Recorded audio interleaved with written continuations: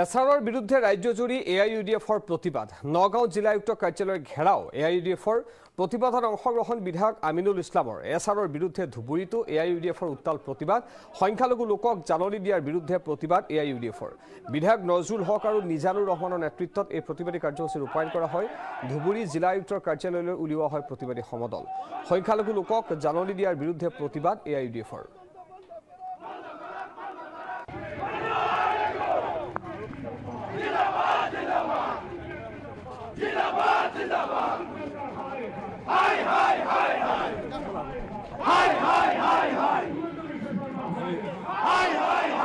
তাৰ প্ৰতিবাদত আমি এউডিএফ দলে আজি ইয়াত এটা প্ৰতিবাদী কাৰ্যসূচী গ্ৰহণ কৰিছোঁ। দেখা গৈছে এজন অভিযোগকাৰীয়ে 200-300 মানুহৰ নামতো 7 নম্বৰ ফৰ্মযোগে অভিযোগ কৰিছে, যিটো নিৰ্বাচনী ভোটাৰ লিষ্টৰ যিটো ৰিপ্ৰেজেণ্টেশ্যন অফ পিপল এক্ট 1950 এইটো ভায়োলেট কৰিছে। এই আইনৰ অধীনত এজন লোকে সপ্তাহত সৰ্বাধিক 10জন লোক BLO 10জন লোকৰ বিৰুদ্ধে অভিযোগ দিব পাৰে, কিন্তু এজন মানুহে একদিনত 200-300 মানুহৰ নামতো অভিযোগ দিছে। আনকি যিসকলে অভিযোগ দিছে তেওঁলোকে আজি ওলাই আহি পেলাই মিডিয়াত কৈ আছে আমি অভিযোগ দিয়া নাই, আমাৰ নামত কোনোবাই ভুৱাই অভিযোগ দিছে।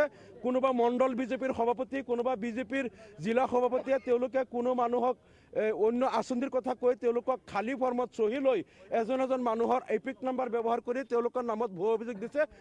অভিযোগকাৰীসকলে কৈছে আমি অভিযোগ দিয়া নাই, আমাৰ নামত তেওঁলোকে অন্যায়ভাৱে অভিযোগ দিছে, আমি এইবিলাক নাজানো। গতিকে ইমানখিনি অন্যায় হোৱাৰ পিছতো আজি উৰিয়াম ঘাটত আৰু যিবিলাক স্থানত উচ্ছেদ হৈছে, উচ্ছেদিত লোকসকল তেওঁলোকে আহি পেলাই আজি য'ত নগাঁও মৰিগাঁও জিলাত য'ত আশ্ৰয় লৈছে তেওঁলোকে 8 নম্বৰ ফৰ্ম যোগে তেওঁলোকৰ নামটো ইয়াত ট্ৰেন্সফাৰ কৰি আনিব লাগে। কিন্তু দেখা গ'ল 8 নম্বৰ ফৰ্ম যোগে তেওঁলোকে আবেদন কৰোঁতে এইটো ছাপোৰ্ট কৰা নাই ছিষ্টেমে, কাৰণ তেওঁলোকৰ নাম 7 নম্বৰ ফৰ্ম যোগে তাতে কৰ্তন কৰি দিয়া হৈছে। গতিকে কৰ্তন কৰা মানুহ আজি তেওঁলোকৰ নাম জিলা কমিটিৰ উদ্যোগত SIR নামত যে এটা জাতিক টাৰ্গেট কৰি যি ধৰণৰ হাৰাশাস্তি আৰম্ভ কৰিছে, এই হাৰাশাস্তিৰ বিৰুদ্ধে আমি প্ৰতিবাদ সাব্যস্ত কৰি ধুবুৰীৰ আয়ুক্ত ডাঙৰীয়াক এখন মেমৰেণ্ডাম দাখিল কৰিম আৰু এইবিলাক অনতিপলমে বন্ধ কৰিব লাগে। বিশেষকৈ SRত ভুৱা অভিযোগকাৰীক গ্ৰেপ্তাৰ নকৰালৈকে অসমত আন্দোলন চলি থাকিব। অনতিপলমে এই আন্দোলনটো বন্ধ কৰিব লাগে।